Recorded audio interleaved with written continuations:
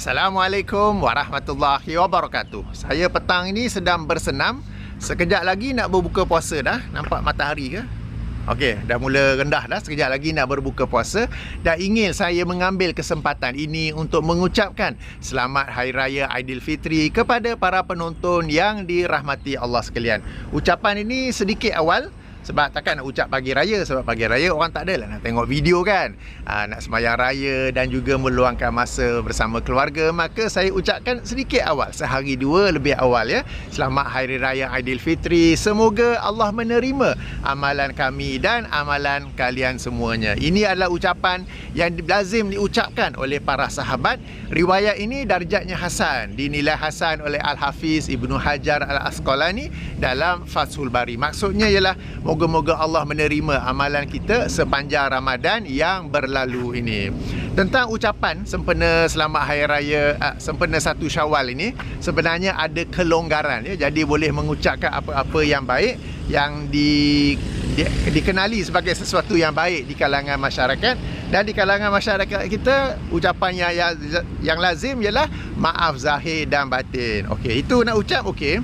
Cumanya bila nak minta maaf tu, yang lebih penting, yang lebih utama ialah kita minta maaf apabila melakukan kesilapan. Baik apabila kita sedar kita telah berbuat silap kepada seseorang, atau orang tegur kita telah melakukan sesuatu yang salah. Maka pada ketika itulah ianya adalah utama untuk mengucapkan maaf. Sebab kadang-kadang kita ni maaf zahir batin, maaf zahir batin, tapi apabila ada melakukan satu kesilapan yang sepatutnya minta maaf, tak nak pula minta maaf, buat tak tahu je. Ataupun bila orang dah tegur salah pun macam-macam alasan bagi, itulah, inilah, apa semua tu kan. Padahal pada saat itulah yang utama untuk meminta maaf. Adapun minta maaf yang budaya ni kan, sebab bagi saya minta maaf, maaf zahir batin sempena 1 Syawal. Kadang-kadang saya ni gatal lah, saja suka tanya kan, kamu minta maaf kenapa? Kamu minta maaf untuk apa tu? Kan? Saja tanya. Sebab kadang-kadang we will not improve unless we acknowledge the mistake that we have done. Tapi if we do not acknowledge the mistake that we have done, we will not improve because we don't know that is a mistake. Kan? Jadi kita ni hanya akan dapat memperbaiki diri jika kita mengiktiraf satu kesilapan yang telah kita lakukan, kita minta maaf dan kita belajar dari kesilapan itu. Namun kalau kita tak sedar kesilapan itu atau tak mau mengaku kesilapan itu, maka kesilapan itu akan berulang, kita akan berulang menyakiti orang lain, dan ianya akan berterusan. Kita tidak akan dapat memperbaiki diri kita. Ni nak ucap selamat raya ke ucap motivasi pula ni? Okey, jadi itulah sedikit tentang minta maaf ya, maaf zahir dan batin. Okay. Baik, sempena hari raya ni kita maklum ada beberapa sekumpulan yang tidak dapat balik kampung berhari raya bersama dengan keluarga. Lazimnya mereka yang kena bertugas, seperti mereka yang dalam sektor keselamatan seperti polis, tentera, bomba, mereka yang dalam sektor kesihatan kan, doktor, nurse, semua yang kena menguruskan hospital, pemandu ambulan apa semua kan. Demikian juga dalam bidang aviation. Okey, bukan saja pilot, bukan saja pramugara-pramugari, tapi ramai lagi. Sebab to run an airline you need a lot of people. Okey, banyak orang. Selain juruterbang, selain pramugara-pramugari, kita perlukan tim engineering untuk menjaga kesihatan kapal terbang supaya sentiasa sihat, tak ada sakit-sakit kan. Kita perlukan yang mengisi minyak tu, okey, bertan-tan nak kena isi minyak. Kalau pergi London tu antara 80 sehingga 90 tan nak kena isi minyak. Okey, mereka yang kerja-kerja pemunggahan kargo, mereka yang menjaga, kita panggil air traffic controller, kawalan lalu lintas udara, mereka yang menjaga operation center bagi semua airline lah. Benda ni ada, baik Malaysia Airlines, Air Asia, Batik, semua airline pun memang ada.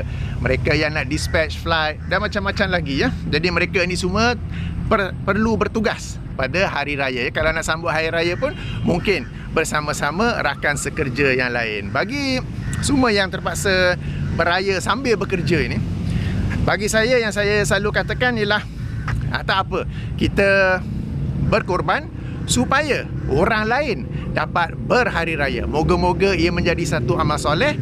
Moga-moga Allah Subhanahu Wa Taala memberi pahala di sebalik ataupun memberi kita pahala daripada amal soleh ni. Sebab apabila kita bertugas, mereka yang dalam bidang keselamatan, kesihatan, penerbangan dan mungkin juga banyak sektor-sektor lain yang saya tak teringat untuk sebut sekarang ni, kita bekerja supaya mereka yang lain dapat berhari raya. So moga-moga dengan itu ia menjadi satu amal soleh bagi kita. Moga-moga dengan itu Allah memberi kita pahala yang sebaik-baiknya. Okey, menyebut tentang hari raya ni, saya macam ada soalan nakal sikit lah nak tanya. Okey, tanya saya tau, jangan buat. Okey, khasnya kepada mereka yang suka membela amalan-amalan bid'ah dengan alasan Nabi tak buat, tapi Nabi tak kata jangan buat. Apa salahnya? Benda baik. Kan? Ini kan para ulama kata bid'ah hasanah. Okey, baik. Sempena solat hari raya, kenapa tak azan sempena solat hari raya? Lazimnya mula pukul 8 pagi kan. Pukul 8 tu azan lah. Nabi tak azan, tapi Nabi tak larang untuk azan. Dan bukankah azan itu sesuatu yang baik? Dan kemudiannya azan ni telah pun disalahgunakan untuk peristiwa-peristiwa yang lain. Macam sebelum ini, sempena 1 Januari ada azan. Kemudian bila orang yang nak pergi haji, pergi umrah, azan. Kerana apa? Nak musafir kan. Tapi musafir balik kampung tak azan pula. Musafir pergi bercuti ke Jepun ke Australia tak azan pula.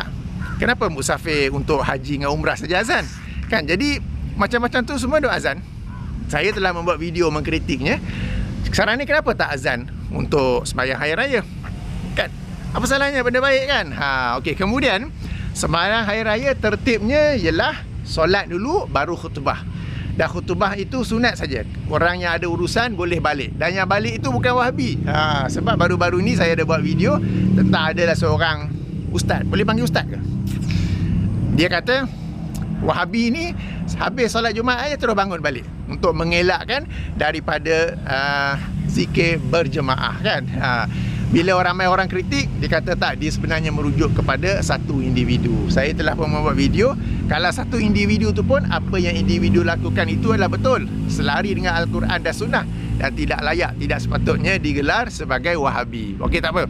Jadi sekarang ni, untuk mengelakkan orang balik selepas solat hari raya, tukarlah tertib sebagaimana solat Jumaat.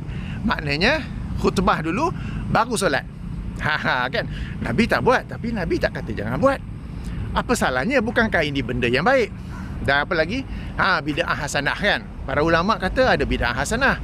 Okey, ingat ya, apabila para ulama membahagikan bid'ah kepada hasanah dan dalalah, yang mereka masukkan sebagai hasanah ialah perkara-perkara duniawi yang membantu urusan agama. Tidak sekali-kali mereka maksudkan untuk kita mencipta akidah yang baru, ibadah yang baru, tazkiyatun nafs yang baru dan sebagainya ya. Cuma kata-kata ulama itu telah di-spin, telah dikhianati bukan oleh orang lain tetapi oleh ulama-ulama, ustaz-ustaz pencinta bid'ah di negara kita ini sendiri dan juga di tempat-tempat lain lah. Okey. Jadi tukarlah tertibnya tu supaya orang tak balik cepat kan.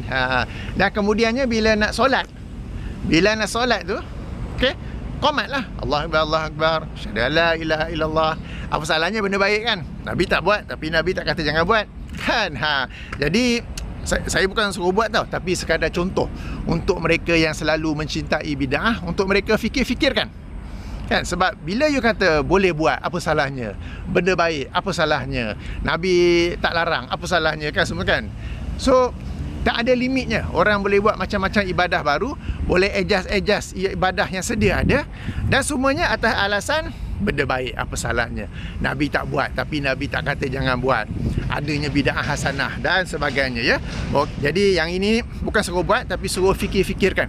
Kan? Sebab bila diberikan alasan-alasan macam tu, manusia akan membuat berbagai-bagai bid'ah sehingga agama yang asal tidak lagi dikenali oleh umat Islam. Sebab semuanya telah ditukar menjadi bid'ah, dan bid'ah itulah yang dianggap sebagai agama yang asal. Baik. Demikian sedikit ucapan saya sempena hari raya. Saya akhiri dengan subhanakallahumma wa bihamdika asyhadu an la ilaha illa anta astaghfiruka wa atubu ilaika. Assalamualaikum warahmatullahi wabarakatuh.